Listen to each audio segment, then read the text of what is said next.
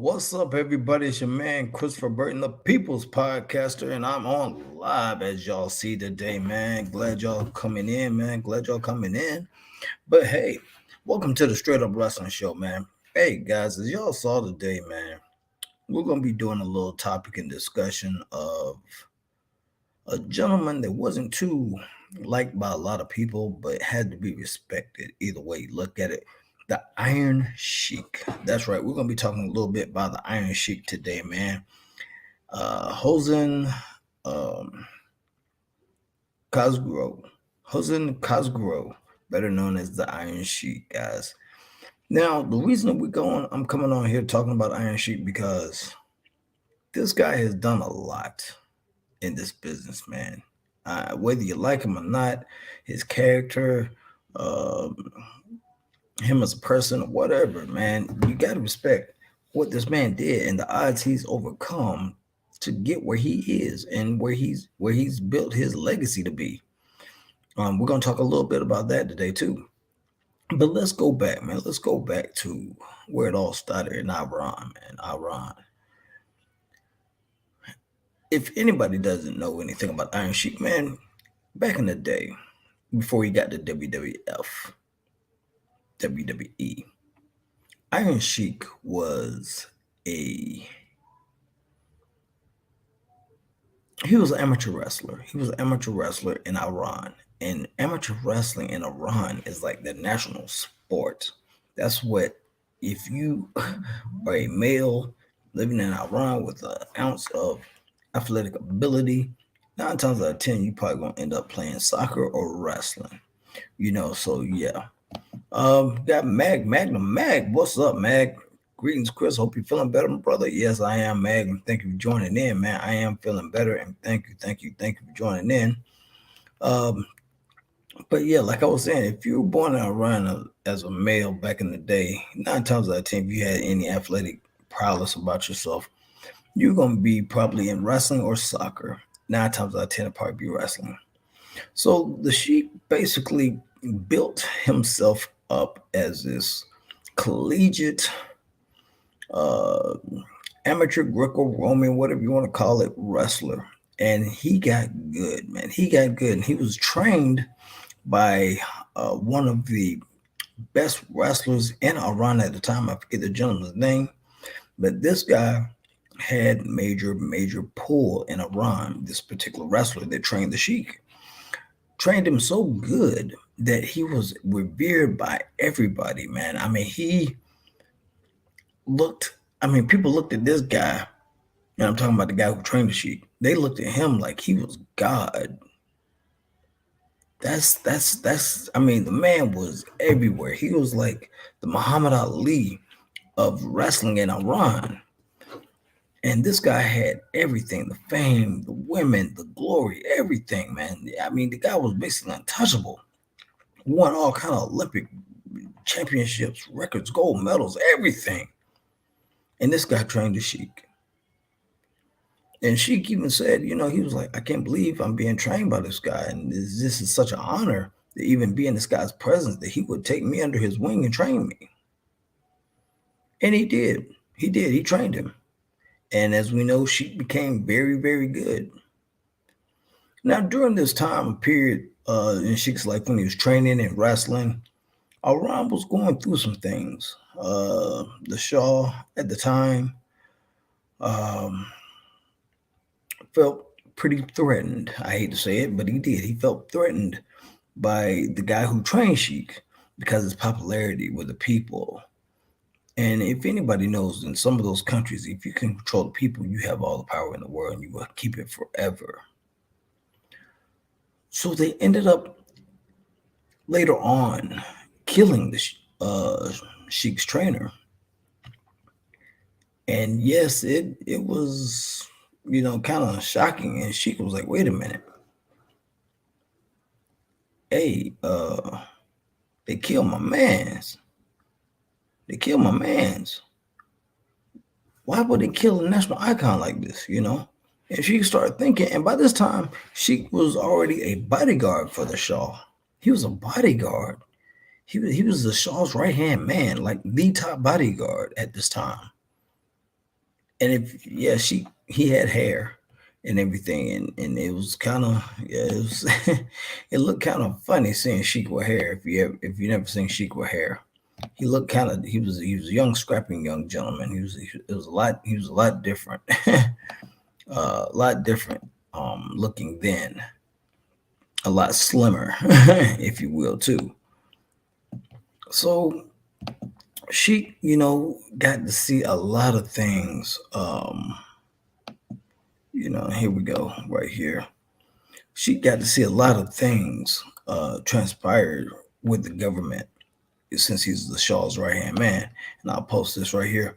There he is, right there, guys. The Sheik. That's him in his younger days, right there, guys. If y'all have never seen the Sheik when he was younger, versus what we knew him as, right there, as the performer, the professional wrestler. So Sheik is seeing all these things, and he's like, man, they ended up killing my man, all because basically the Shah was jealous, and he was like, if they can do this to my man, what they gonna do to me? Because things were getting a little turmoil was going on in Iran, a little power struggle and stuff. So Sheik was like, man, I gotta get out of here. I gotta get out of Iran. I gotta go where it's safe because I mean I'm about on that level, as my man was, and if they can do this to him, they can get to me. So she made a couple of calls. He called his trainer, um, and called some people, and he was like, "Hey, I got to get to the U.S. I got to get to the U.S. It's not safe here. I got to get to the U.S." And one of the guys was, that she talked to was basically like saying, "Hey, this is what you need to do. Ask for this guy right here, and when you get to the airport, that's who's gonna take care of you and get you straight." And she did that. She did that. He came to the States, got hooked up, coached the men's Olympic team, uh, coached AAU wrestling team. He trained a lot of people, man. She has a resume like most people wouldn't even think of, man, because you're thinking of just, a lot of people just know him for the bald head, camel clutch, the mustache, and the boots. And those boots are nice, by the way. But a lot of people think of that, and that's all they know of Sheik because they haven't really done research. And me and Harry, we talked about this one time, talking about, Sheik wasn't this, Sheik wasn't that. I was like, Harry, come on, man. You ain't giving this man his props. Sheik was more than what you saw, and we all know Harry loves Ric Flair. And I'm like, man, she could have hung with Ric Flair. She really could have tied Ric Flair up if you wanted to. And then we started talking about Sheik and Bob Backlund. Sheik and Bob Backlund, if they had a classic wrestling match, whew, and I'm sure they had some battles because they clashed. And I know my story's kind of jumping around, but just bear with me here. Just entertain me, guys. Um, they had some battles, and Bob Backlund, he wasn't the most exciting champion WWE has had. Vince Senior basically kept it on him because he saw that Bob was bringing in the crowd, so he was like, "Okay, Bob, you're gonna be my champion for a while." Now, Sheik, after he basically came to America, and he was like, "Okay, college and Olympic wrestling really ain't paying the bills, and this time now I've got a family, I've got family to depend on. I got kids on the way and stuff like that." He's like, I need to try to get some real money here. I really, really need to try to get some money. And that's when he became professional. He became professional, man, and he got into professional wrestling, and he was trained by none other than my man Vern Gagne. That's right, Vern Gagne. He came in with Ric Flair, Steamboat, all them boys, Greg Gagne. All he came in with that class. That those were some hard hitters, man. That class he came in with, those were some athletes, as we know. Steamboat Hall of Famer, Sheik Hall of Famer, Flair Hall of Famer, uh, Vern Gagne Hall of Famer, even though he never did anything with WWE. But just on his prowess alone in the wrestling business, he's the Hall of Famer. Um, Greg Gagne could be a Hall of Famer if want to be, because his association in wrestling and everything he's done in wrestling. So there was some serious hitters in that class that she came through, and she learned the hard way. But luckily for him, versus others that came in the class, he had a amateur background, so it was a little bit easier on him in his training versus somebody just coming in off the street that had no training, no amateur background. So, and you know how Vern Gagne trained those guys. They were in a barn. They were, cold and hours on end, just taking a bump and just getting thrown around. And it was rough. It was rough. So Sheik makes it through the training, has some matches, hits the road, because that's what you did back then. You hit the road, have matches, you learn on the road. Um, you listen to the vets in the locker room as they talk.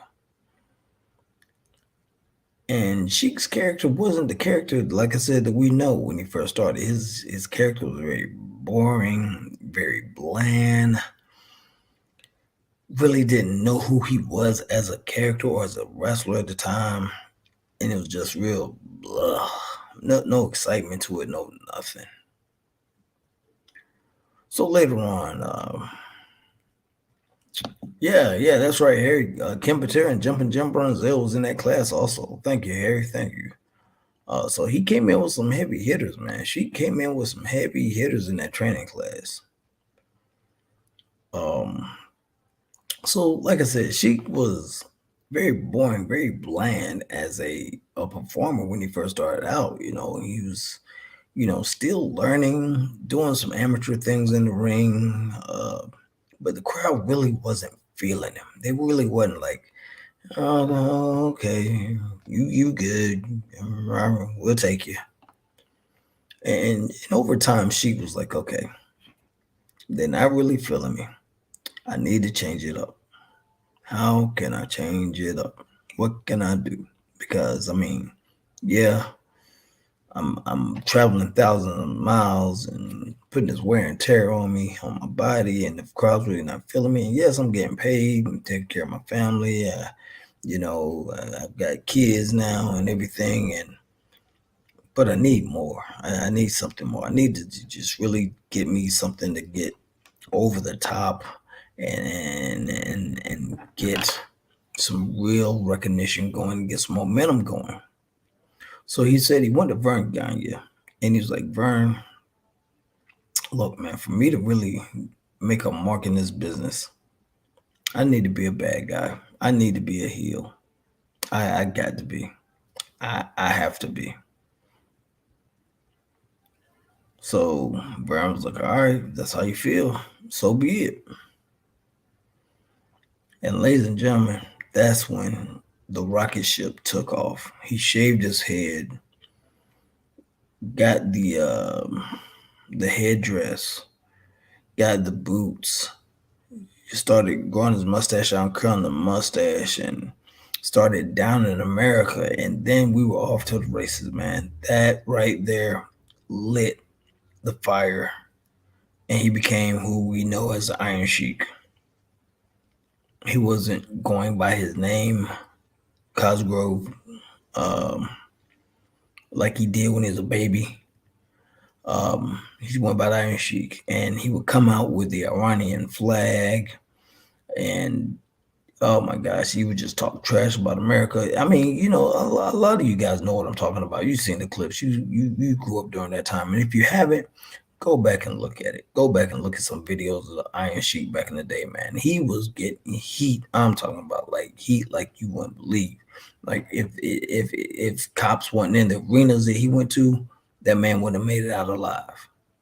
He wouldn't have made it out alive. I'm trying to tell you, somebody would have tried to kill that man, stab him, shot him, or something. He wouldn't have been no.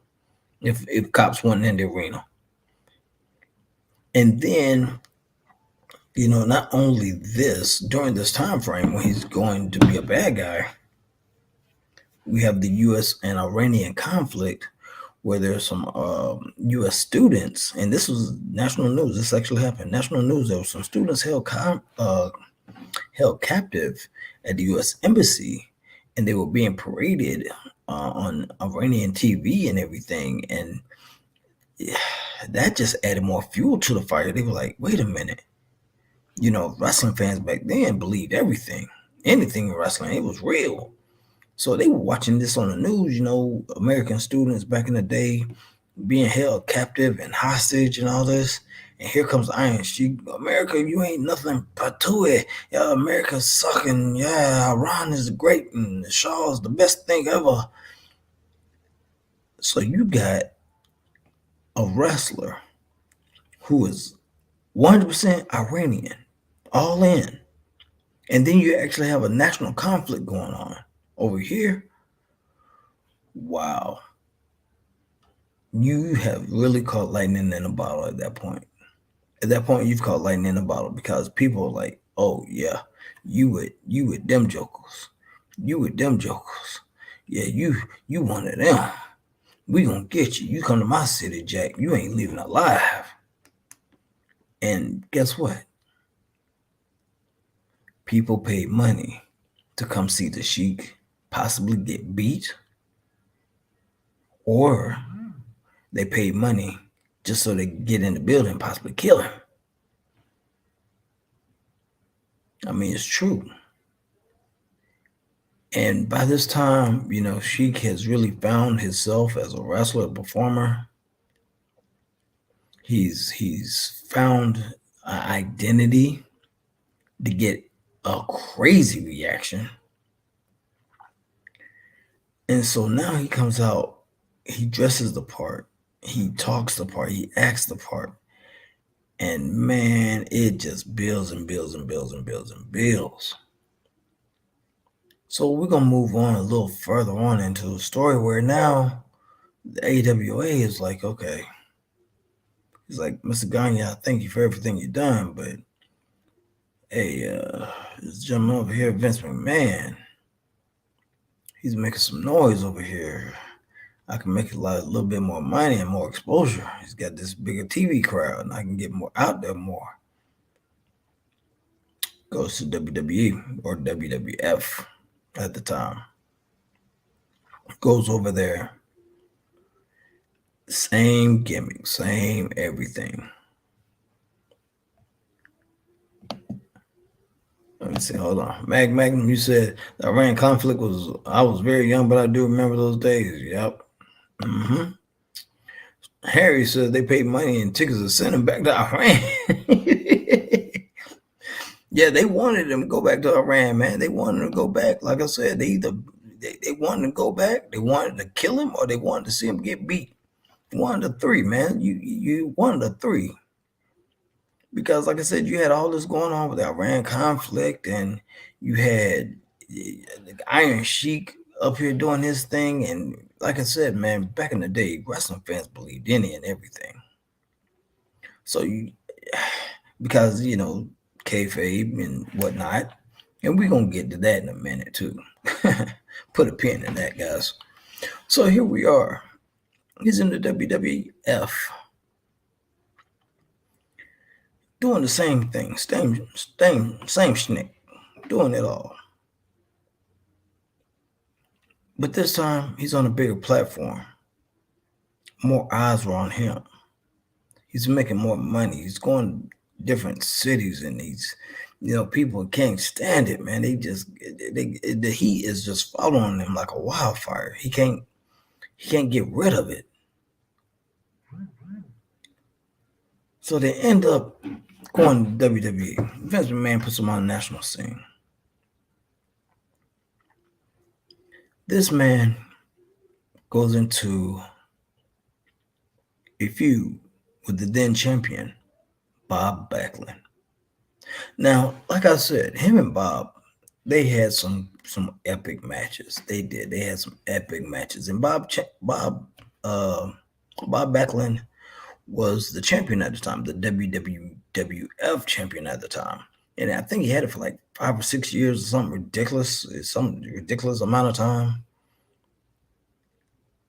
But Bob Backlund was very boring, very, very vanilla, very bland. No, nothing, no charisma, no nothing. It was just bleh. But people loved him. People loved him. They wanted to see him. People loved him. So by this time, she could build up enough momentum. They put him in a title picture, and Madison Square Garden. They come in and they have a good match, And Sheik had been laying people to waste with that camel clutch. He's been just killing people with that camel clutch. Him and Bob, like I said, they have an excellent match. Very, very technical, very professional at the same time. And she gets the best of Bob Backlund, as we all know, and puts him in that camel clutch. He's got it locked in. He's got it locked in. Nobody's been able to escape it. Nobody's been able to escape the camel clutch. Nobody. And he's in there. He's locked in, man. He's got that thing locked in. And what happens? Bob Backlund's manager, the Golden Boy, Arnold Scarlin, throws in the towel.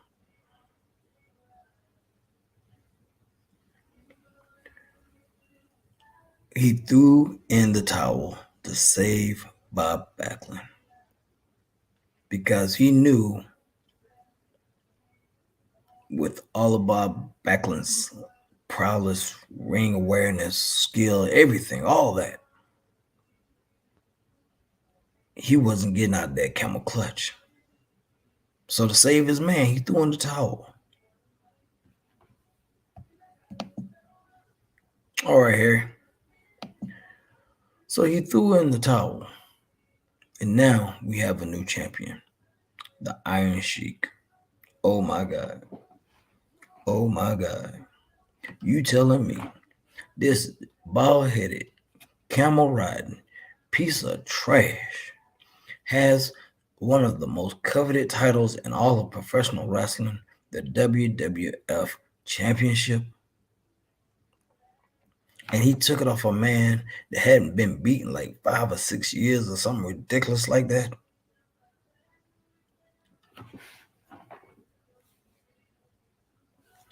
Man, that's really something.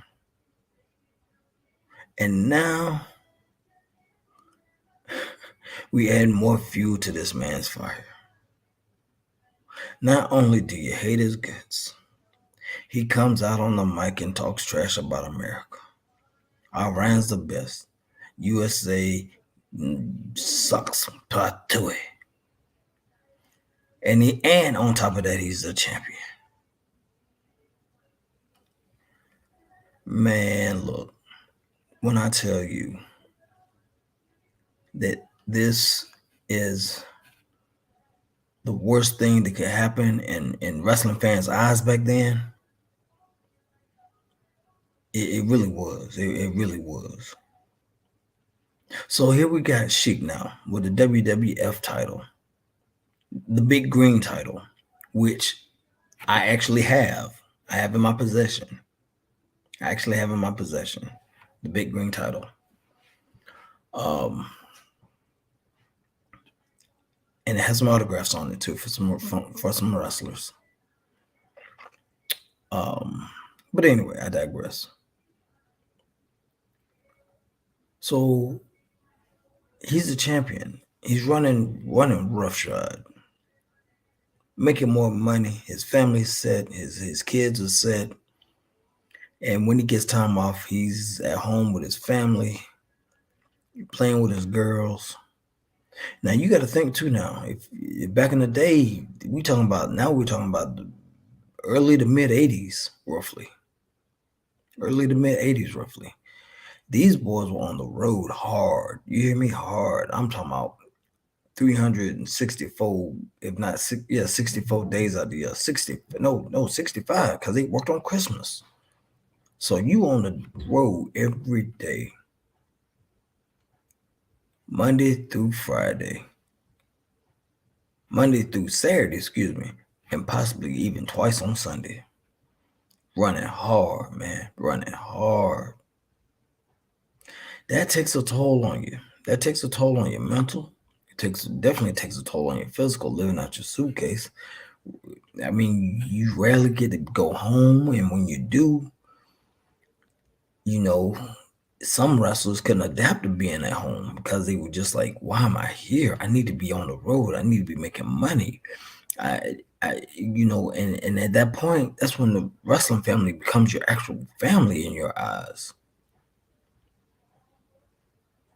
Yeah. So Sheik's running his reign of terror, and now he hooks up with Jerry the King Lawler. And Jerry Lawler did something that y'all don't know. So Sheik will come out, like I said, with the headdress, the belt, the boots, which are iconic, and then he come out with the Iranian flag. And Jerry Lawler was like, you know what, Sheik, you are on fire, man. People can't stand you, but let me add something else to it. As a lot of people, most people know, Jerry Lawler is a hellified artist. He can draw like ain't no other. Jerry Lawler can draw just anything and make it look amazing. So he's like, you know what, Sheik, this is what I want to do. I want to take your flag and I'm going to draw in the middle of your flag. I'm going to airbrush a picture of the Shah.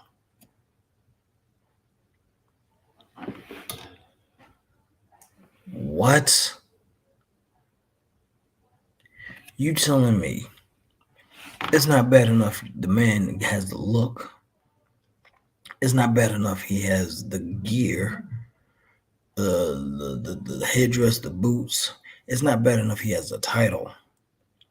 It's not bad enough he has the flag. Now you're telling me he's gonna have a picture of the Shah on the flag? Oh gosh. That really, really, really added fuel to the fire. Because now people can actually see, oh my gosh, he really is down with these boys in Iran. He really fought their cause. And fans couldn't stand it. They couldn't stand it. It drove people crazy. I mean, it drove wrestling fans into a rabid frenzy seeing the Sheik come out and just destroying their local favorites. And then Vince McMahon Jr. has this wonderful idea. Vern has this guy down there by the name of Terry Bollea. Big boy. It's like, I could do something with him.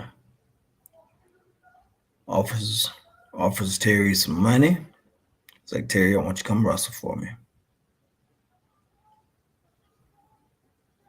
Now Terry gets the offer and he's like, man, Vern.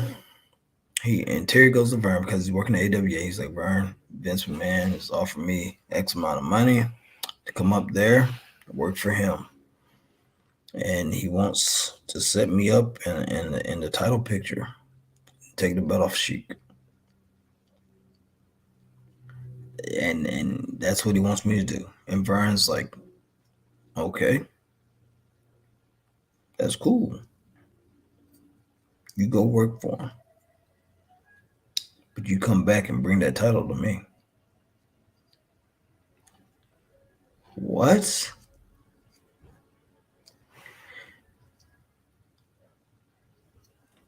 So you got to think now. Hogan jumps ship.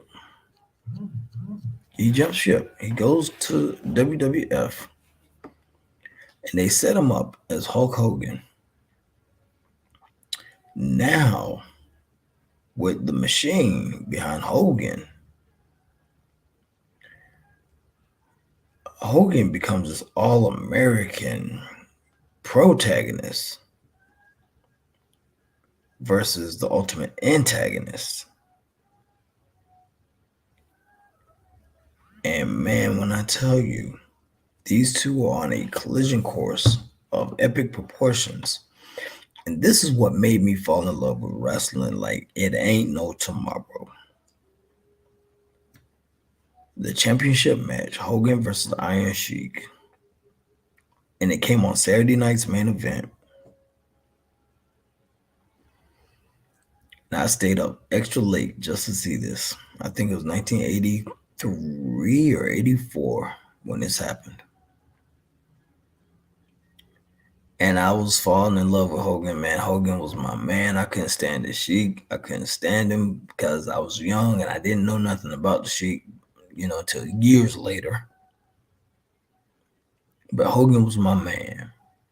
Say your vitamin E, say your prayers, eat your vitamins, man. Work out, drink milk, the whole deal. I was on it. I was a Hulkamaniac. I was on it. So you got Hogan now, waving American flags. I'm gonna get you, Sheik. I'm gonna get this title. I'm gonna be the. I'm gonna take you out. After all this you've done to America, I'm taking you out. They have this epic matchup, and I take note to this day.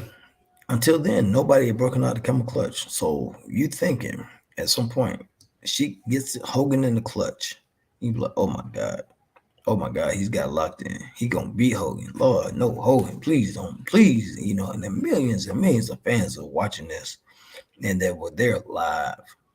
They were like, Lord, Hogan, please don't lose this shit. We can't deal with this. If you lose, this ain't good. Well, guess what? Hogan ends up being the first person to ever break out of the camel clutch.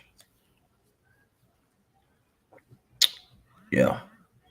And far as I know, he is the only person to break out of the camel clutch. So he breaks out the camel clutch. The crowd goes crazy. The crowd's losing their mind. They lose their mind because he broke out the camel clutch. And now Sheik's like, wait a minute, what do I got to do to beat this boy? What do I got to do to beat this man? And Hogan takes over, hits him with the big boot, and the leg drop. 1, 2, 3, and we have a new champion. Hulk Hogan has defeated the dreadful, the god awful Iron Sheik. Everything is right in the world. Now you got to think too. After everything Sheik has done up until that point, he was like, man, I've lost a title. And most people think when you lose a title of that magnitude, your career goes straight to the toilet. Sheik was still on fire because right after that, right after he loses the title, guess what happens? A wrestler by the name of Sergeant Slaughter, Mr. G.I. Joe, comes out and says, Sheik, I've seen what you've been doing. I've seen how you talk trash about America and put down the country and put down the people. Sheik, I declare war on you. And guess what? He's right back into another feud. Didn't lose any steam, hadn't lost any momentum or anything. And him and Sergeant Slaughter had some of the greatest matches also too at that time. And here comes my man HBT. Glad you made it in, man. All right, man. I've been checking this out. I've been listening to you. You know, I was in the car and everything. You know, I could have came on then, but I didn't want to stop in traffic. But I want to ask you a question. Who produced this documentary? Was it A&E? Yeah, it was A&E. Yeah, Okay, A&E. how much influence did WWE have in this production? I mean, you know, as far as the storyline and everything. Oh, they were actually going by his actual story. So what actually happened in Sheik's life, they basically just put out there. Well, because there's a big gap. There's a huge gap. Because I was there. You know, I know Magnum. I mean, Mag's like he's a little bit older than me. Mag said he was really young when all this happened. I was there when I was there. I remember when the conflict started, the Iran conflict started in 1979. I really followed politics back then. I hated Jimmy Carter, but I remember when that started. And I remember, and at that time when it started, the Sheik was not in the AWA. The Sheik was down here wrestling, Chris. He was in the Carolinas. He wrestled for Jim Crockett Promotions. He was in the Mid-Atlantic area. The whole time that the Iran conflict was happening, he was in the Mid-Atlantic area. When he got to the WWE, the WWF back then, when he got to the WWF, the conflict between the two countries was still going on. Reagan was president at that time. But the Iran, the hostages had already been released at that time. The whole time that the 442 days, but it was still some heat left over. Yeah, it still was a lot of heat. So that's one thing I'm saying. It's just a huge gap in between the story. That's the reason I'm here to pretty much fill in the gap. Yeah. That most of the heat, and Chris, I went and saw him live at Greenwood Auditorium because you know we had it every Monday night. Every Monday night. So I used to go see this guy live. Man, there was cops surrounding the whole building. That's what I'm saying, man. That's what I'm saying. Look, people went to go see that Joker either for him to get beat or they went to go kill him. Yeah, but the most heat that he ever got. I mean, of course, it was huge in New York and everything. But you know, I don't know if WWE came out and said, "Hey, let's do this, let's do that." But in the Carolinas, man, his heat was just flat out crazy, and that heat filtered off into the partners, guys who used to team with him, like Baron von Raschke and Ivan Koloff. They was his first sympathizers, and he had a feud with Sergeant Slaughter back then before he got to the WWF. He already had a feud with Sergeant Slaughter. Don Kernodle and Jim Nelson, Sergeant Slaughter's boys, was already having a feud with him. So all that stuff was already hashed out. It's the WWF took what they saw, they remembered that, and they added it to what they had. But like I said, that heat was still going on. It was smart. Yeah, the heat was still going on. But yeah, the time that the hostages were held in Iran, he was here wrestling in the Carolinas. And you know, down here in the Carolinas, man, down south, man, people was ready. You know, we got guns. So people were ready to kill this dude. And my teacher, my sixth grade teacher, she started dating the guy from Iran at that time. Miss Thomas. She started dating the guy from Iran. Man, we couldn't stand her because look, all we could see was the Iron Sheik. And the Iron Sheik was just dominating people. You know, just get those big boulders or whatever he had, those clubs. The Persian clubs. And I'm just like, this dude here. But yeah, so to us, because wrestling was so popular at that time. Every kid, man, and I wish it could go back to that. Every kid in the class, when you say Iran, first things we thought of, Chris, before we thought of the hostages, because all the kids didn't watch the news. We thought about the Iron Sheik. And then we thought about, and we knew the hostages was being held over there in Iran, but the Iron Sheik represented Tehran, Iran. That's all he used to do is come on, Tehran, Iran, you know, and talk bad about America. But it was worse when he was here than it was in New York, because New York, like I said, we started having that Cold War with Russia at that time. You know, but the Ayatollah Khomeini or whatever his name was, it's Ayatollah something, but he still was Ayatollah Hussein. He was still pretty much in our crosshairs. He still was a huge enemy of the United States, but a lot of that stuff had calmed down. But the Iron Sheik, I got to give him credit. I got to give WWE credit, WWF credit back then. The Iron Sheik they pretty much, to me, they dredged a lot of that stuff back up, which had died down during the Reagan years because they was on national TV, they was on USA, and man, people hated. I think they hated the Iron Sheik. He probably was hated more than any athlete in the country at that time. Man, it was just flat out crazy when he did in the WWE. So I definitely will give them credit for that. But yeah, he was in before he went up there, man. He was down here for like 2 years. The whole time that he was like 2.5 years. The whole time that the hostages was held, the Iron Sheik was wrestling in the Carolinas, man, and Virginia and wherever, Jim Crockett Promotions went, and people hated that dude, man. So it was just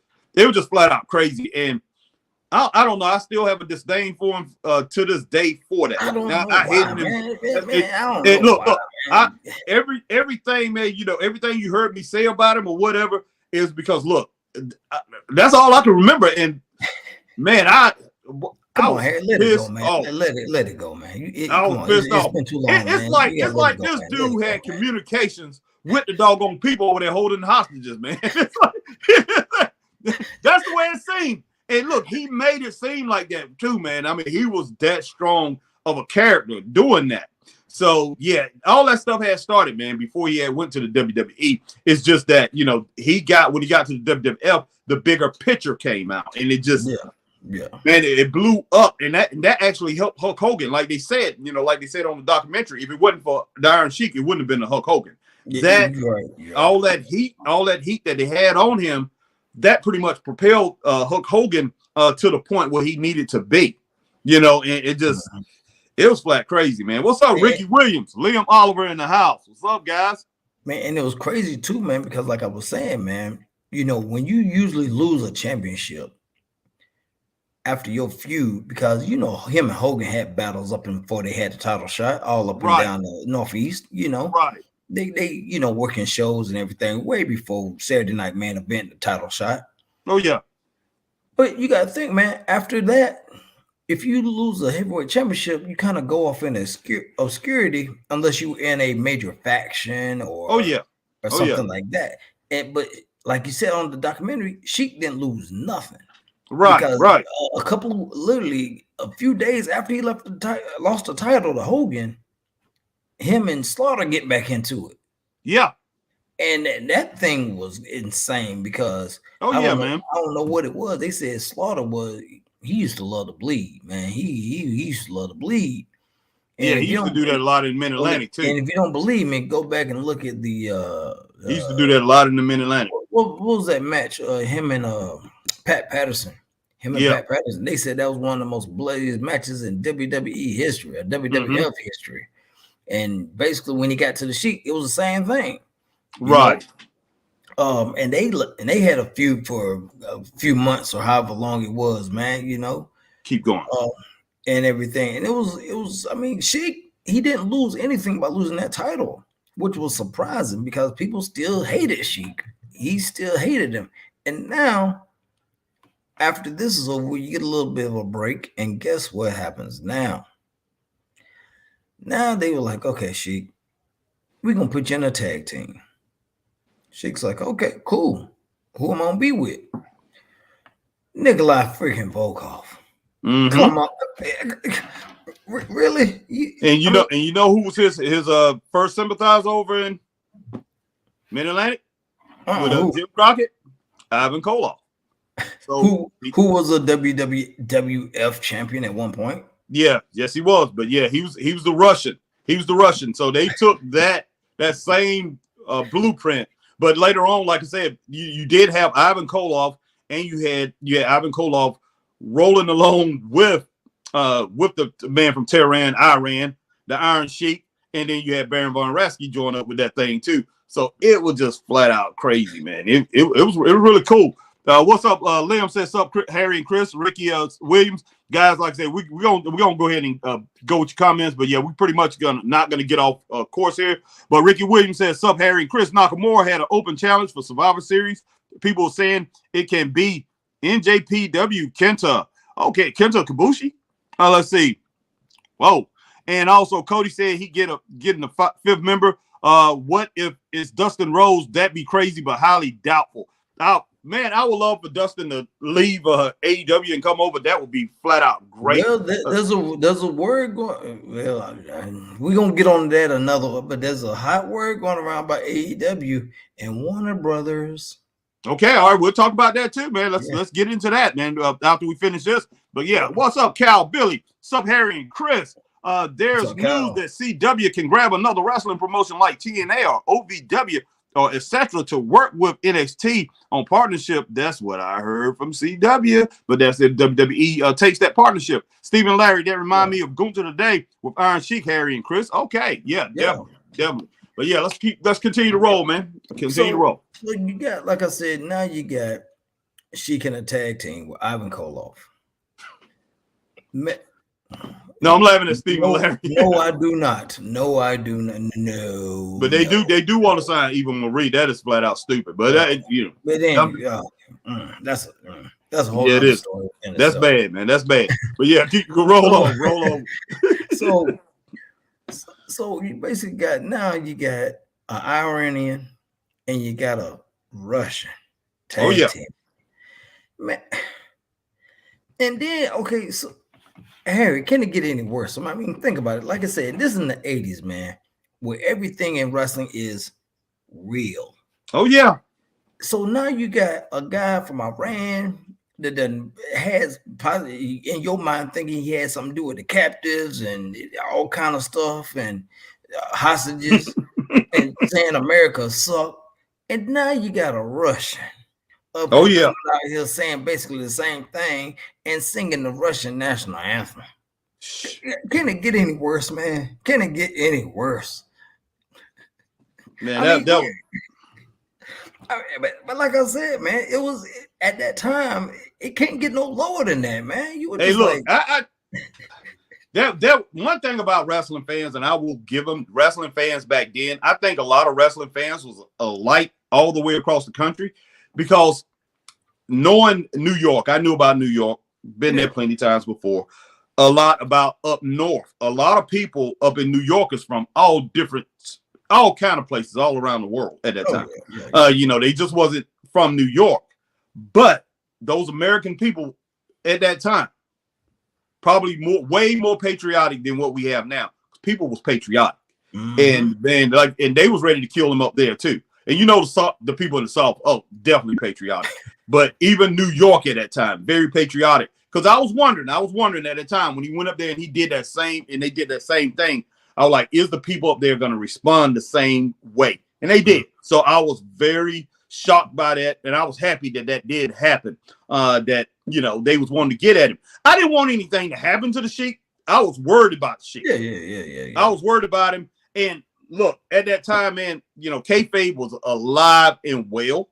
Mm-hmm. But man, I didn't want this guy to get killed because he was a wrestler. I just didn't want him to get killed. I'm like, somebody could kill this guy, especially up in New York, because people were getting murdered at that time like crazy in New York. So I'm like, I mean, going back to my point, you paid money to see him either get beat or you paid money to get in the arena so you get close to him so you can probably kill him. Yeah, like I said, if people, like I said earlier, people were buying tickets so he could go back to Iran. Send it back to Tehran, Iran. I mean, but so now you got him as a tag team, man. Nikolai Volkov, Iron Sheik, man, and the Sheik's popularity is booming. Everybody up in WWF is making money, all the way from Coco Beware all the way to Hulk Hogan and everybody in between, man. Everybody's making a ton of money. Heck yeah. And so now you got Sheik in a tag team, which is, easier on the body, right?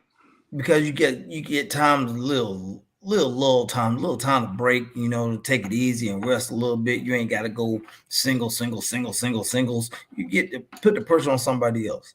But guess what? You had some amazing matchups in that, man. You had the Killer Bees, versus the Killer Bees. You had them versus the British Bulldogs. You had them versus who else was it? Killer Bees, British Bulldogs. The USA Express. Barry Windham and your man Mike Rotundo. Oh, heck yeah. I mean, and the list goes on and on and on, man. Stephen Larry, what's up? I like Memphis wrestling. Jay Ellington in the house. JL. I miss Sheik. He was the proper role model for Americans. Man, be quiet. Be quiet. I wasn't around to see it, but I just feel it. Man, but something's wrong with you, man. Something is wrong with you. You're tripping, boy. But what in the world? Man, back in the day, I would have choked you out for saying something like that. Man, for real? You gonna say something like, man, this dude here, man, God. Oh, wow, dude. Wow, man. Love you, JL, but wow, man, you out of line for saying that. That is the proper role model for America. Boy, JL said Iron Sheik is the way everybody should live their life, boy. God, nobody, man. I can feel it. Somebody can feel it. Stephen Harry, Chris, you ever heard of a wrestler called King Cobra back then? Yes. He has a promotion now called Memphis Championship Wrestling. It's like an indie thing, but have old school. Yeah, definitely know about King Cobra. Lim Oliver says USA Express. Lim Oliver, laugh out loud, Harry. Oh man, that junk is crazy. But this dude here, man. Wow, JL. Wow. God almighty, I can't believe that fool said that. Boy, my God. JL, you something else, man. You something else. Man, wow. But yeah, so now we move on a little bit, man, in Sheik's career. You know, he's later on in his career. He's done a lot. He's got a lot of wear and tear on his body. And, you know, after a while, man, you be like waking up in different cities and you're hurting and you're aching, but you got to work and you got to do the show. So guess what happens, man? You're making money and you jacked up from the show. You don't want to go to the hotel and sleep. So what happens, man? Hey, man, let's go out. Let's go have a couple of drinks. Let's go do this. Let's go do that. And then what does that possibly lead to, depending on your personality? Yeah, it ain't good. You're gonna look for something harder. You're gonna look for something that's gonna make you feel even better than that alcohol, man. Because alcohol, we know alcohol is going to do something to you. It's gonna make you feel a little bit better. You're not gonna feel as much pain. And then hey, you look for some other drugs first. You might step into a little bit of marijuana. You know, you might hit that a little bit, and you know that might not be doing what you wanted to do. You might go to speed. Back then they called it speed. You know, doing some, you know, maybe some some LSD or something like that. And then hey, you on that hard stuff, you on that cocaine. Yep. So, you know, hey, all that led to at that time, man, when he started doing drugs, we had that crack epidemic going on. You know, and sadly, Sheik got involved in that, man. He did. You know? He did. He got hooked up into that, man. And I mean, you know, but like I said, it was a hard life, man. It was a hard life. Yes. Trying to balance living on the road. Thanks, Liam. And seeing your family every once in a while, maybe for a few days, and then you back on the road. Yeah. You know what I'm saying? It's a hard life, man. Yes, it is, man. Back then, it was rough. It was rough, man. No doubt. And like I said, you trying to numb the pain, you know, because your body hurt, you're pulled muscles, you're torn ligaments, you know what I'm saying, broke bones, all kinds of stuff, man. All kinds of stuff doesn't happen, man. And you gotta keep going, because if you stop working, guess what? You ain't getting paid. Yeah, and that's the thing is, anybody, any athlete, anybody that's gonna do this for a living, well, if you go to the NFL, what that stands for, Chris? NFL, what it stands for? No fun league. And no fun league, not for long. Yeah. You're not gonna be there for long. You know, wrestlers, we know a lot of wrestlers, and Sheik wrestled for a long time. A lot of wrestlers wrestle for a lot of years. It's going to have wear and tear on your body. Anything that you do, man, even if you play in the NBA, you play for a long time, a lot of wear and tear on your body, because a lot of colliding and everything, especially back in the day. You know, today, this league is not like that, but back in the day, a lot of collisions and everything. So, man, these guys, it's pretty much like playing football for, 15, 20 years. Same impact when it boils down to it. And it breaks you down, man. It breaks you down. Yeah, man. So you got to make as much money as possible while you're out here. But the thing is this: these guys probably saw more women and had more chances than any athlete in the world. Lord, I mean, because you think of it, Major League Baseball, 162 games a year. Basketball, 82 games a year.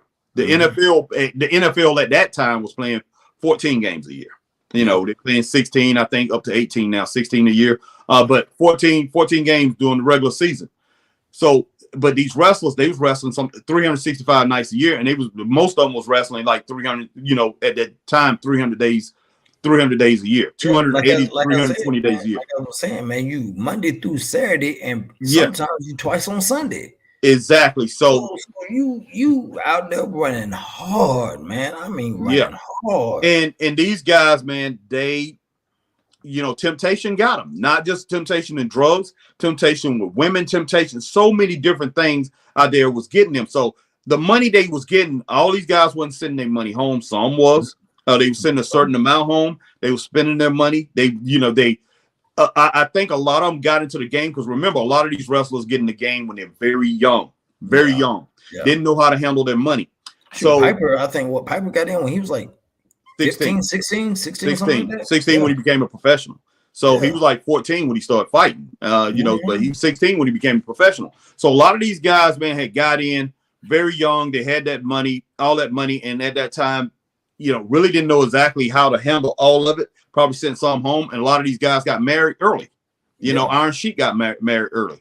You know, they got married early. At the time he had 3 girls because he had 3 girls, and one of them unfortunately got killed by her boyfriend. Yeah. And that didn't help Sheik because it did. I think he already had wear and tear on his body. Now he lost a baby girl, and Sheik was like, man, if I would have seen that Joker, I would have been in jail. Yeah, he was already, you know, he's already messing with drugs. And on top of that, you lost your daughter. Your daughter, and you hurting, and you on the road, and you can't protect your family because you on the road, and your daughter died. Man, that's gonna push you to a place that you don't want to go, man. So I can't really fault Sheik for doing the things he did. I can't fault him for that because you don't know how you would have reacted if you were in them shoes. If you was in a situation. Yeah, that would drive me crazy, man. Yeah. All right. So end up being Sheik, you know, he ended up, you know, like I said, getting on drugs. And it was a funny story, you know, that the boys always tell them, you know, that around this time they started doing drug testing. And they were like, all right, Sheik, it's time to take your test. Okay. So Sheik takes the test. A few days later, comes back.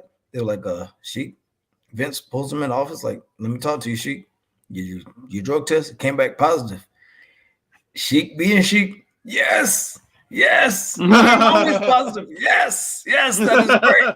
Thank you, Mr. McMahon. Thank you. That is the most wonderful news. That is great news. Yes. And everybody's like looking at him like, what the hell, Sheik? This positive ain't good. this ain't good, Sheik. Right. It's like, no, that means you've been busted.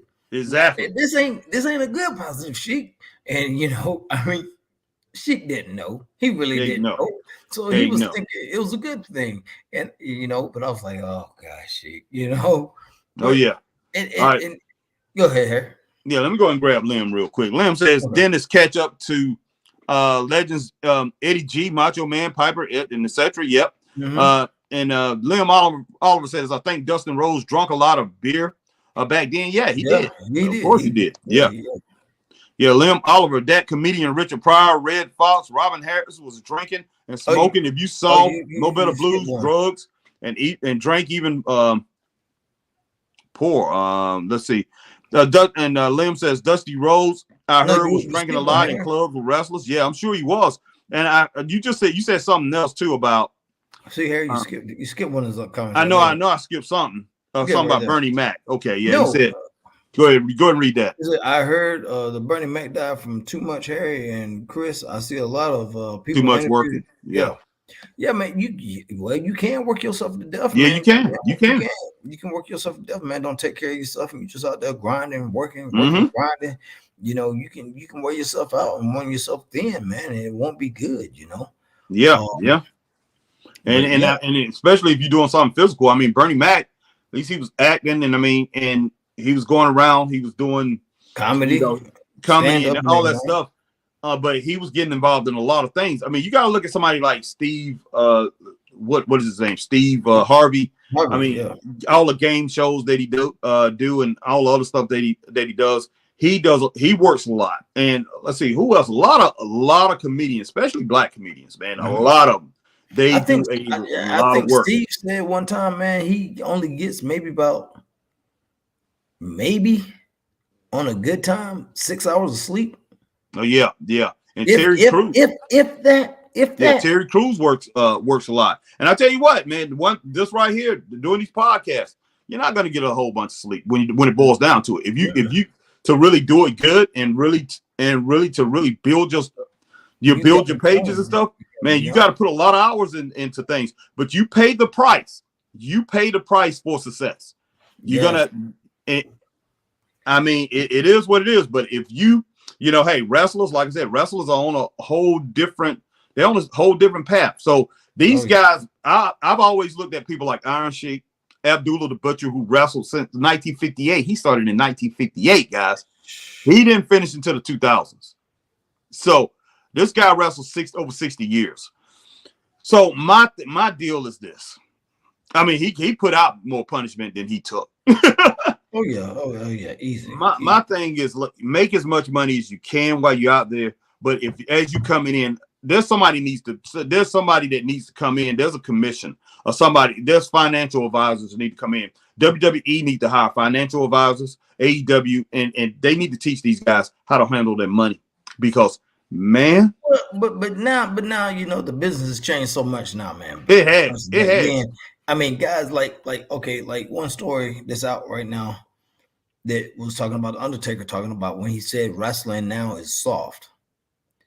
Yeah. Undertaker's old school. The way he came in was old school.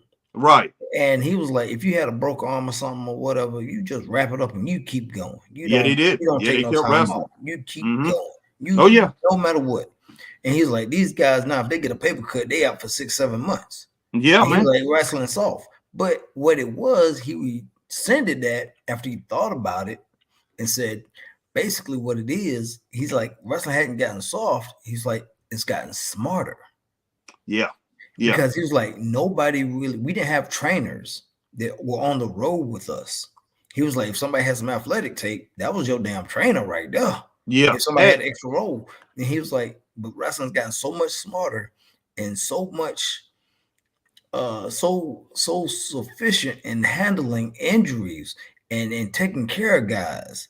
And he was like, me being an old school guy, I didn't understand that when I initially said what I said.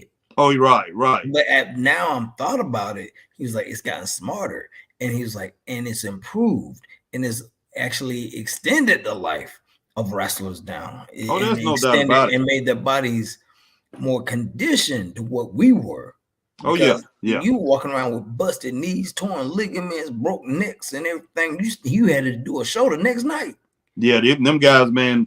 And even in the indies, I still look at these guys. They're gonna pay for it, Chris. They're gonna pay for it. Oh, yeah. We know wrestlers personally ourselves who's working for Hardee's. They working in warehouses. Driving little forklifts or whatever. Forklifts.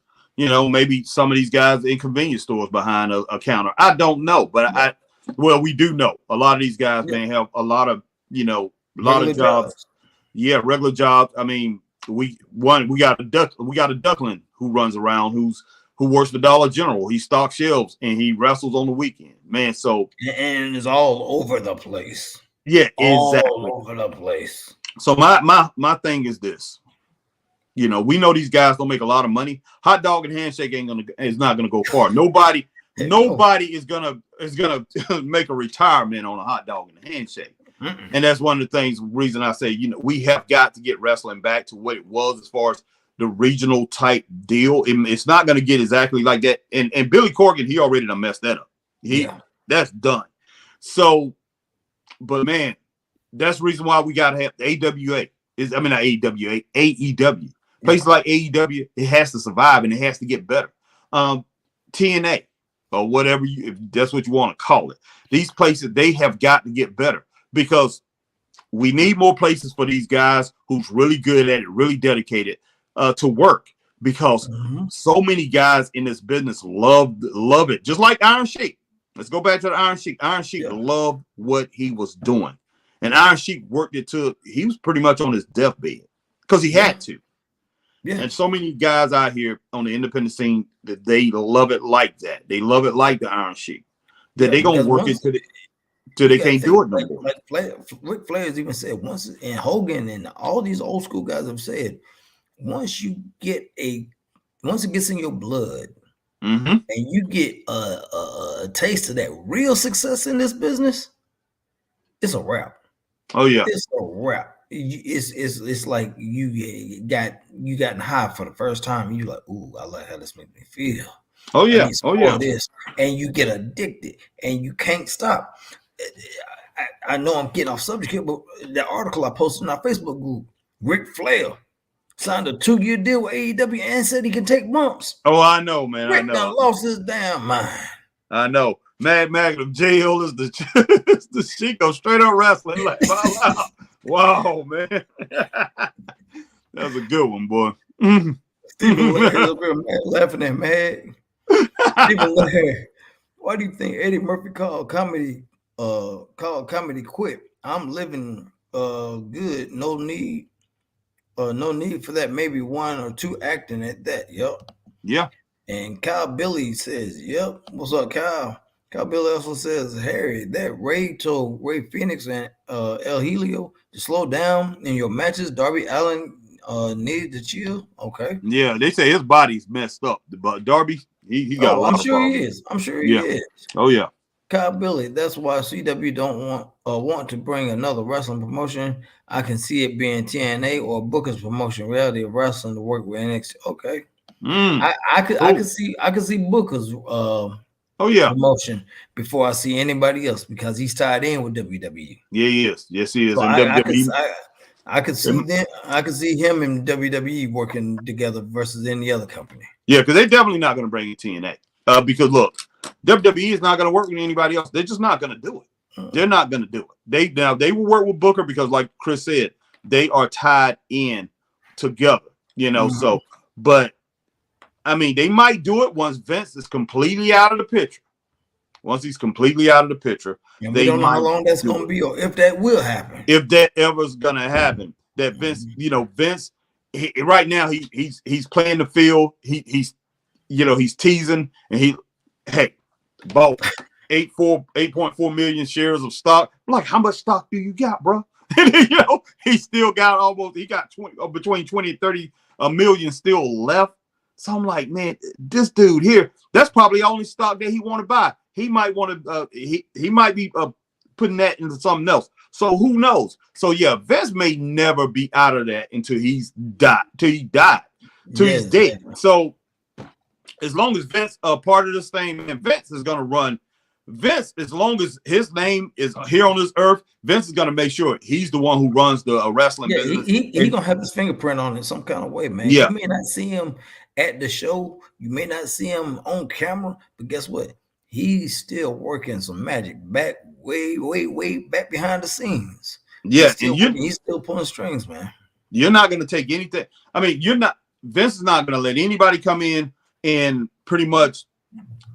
I mean, the way Vince look at it is that he is wrestling, and nobody's going to come in and pretty much make a big mark as long as he's here, unless they come and take it from him.